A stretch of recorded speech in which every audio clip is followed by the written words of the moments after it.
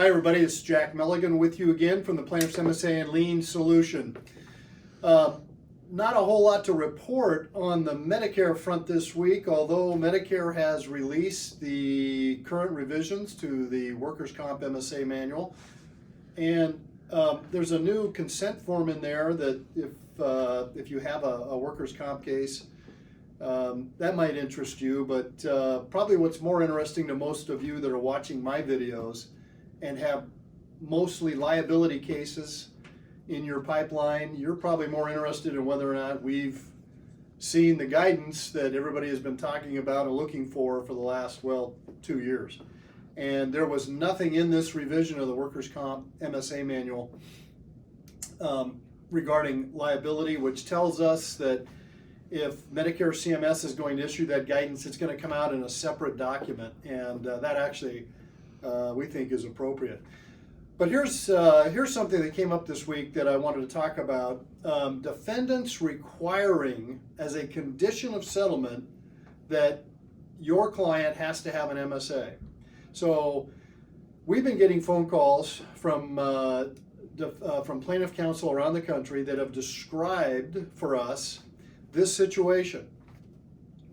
They are at mediation, they've reached a settlement on the case, and as they're working out the details in the mediation memorandum, and everybody joins together in the conference room to shake hands and sign the mediator's memorandum, the condition is laid on the table for the plaintiff from the defendants that your client is going to have to do an MSA. So, what a shock.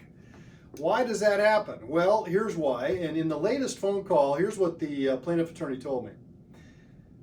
The defense said, you can't possibly, said this to the attorney, you can't expect that you have been making claims for all of these future medicals, and now we reach a settlement, and you suddenly are going to take the position that your client is not going to run into a problem with Medicare in the future, denying payment. We understand the law. This is the defense talking. We understand the law, and the law says Medicare is precluded from paying when Medicare discovers that your client has had a settlement. You've made a big claim for future medical. You've made it a claim related to the injuries that your client suffered in this accident. Therefore, we believe that there exists the potential that your client will, in the future, receive a denial of payment for these treatments and services from Medicare.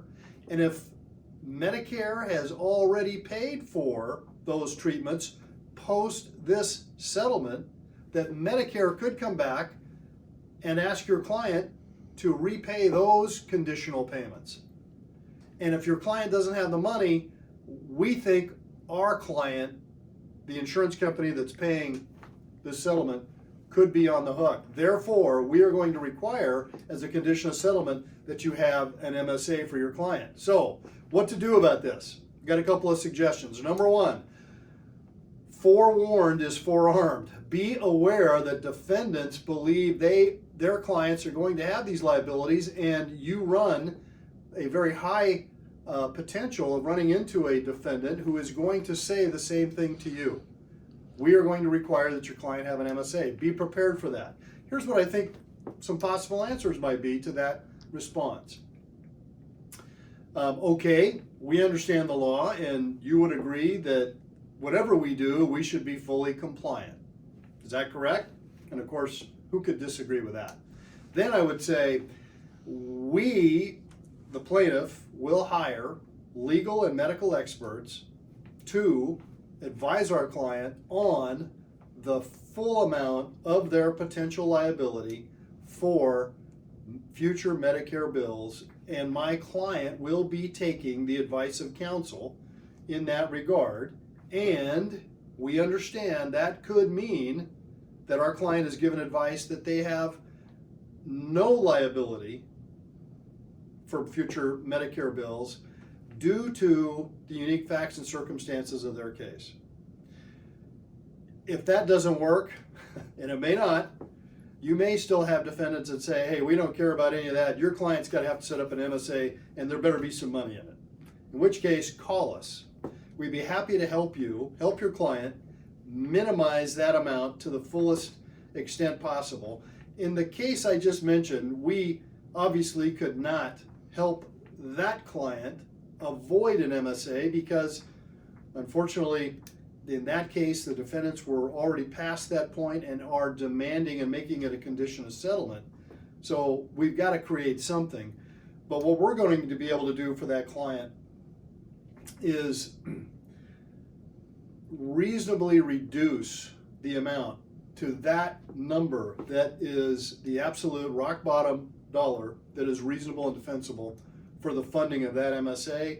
And that means the minimum amount taken out of the settlement, so your client has more money to spend on taking care of their future needs, and yet you have complied with the defendant's condition of settlement, which is that your client has to have an MSA. MSAs are still not required by law, but unfortunately we're running into more and more situations where, in spite of there being no legal requirement, defendants as a condition of settlement are requiring it. So if you run into this situation and you want some help, we're here, give us a call.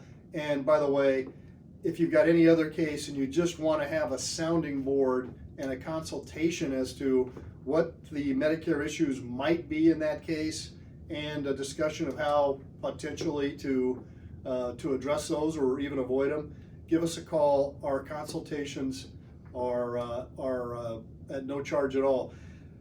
This has been Jack Meligan for the Plaintiff's MSA and Lien Solution. We'll be back to you again soon.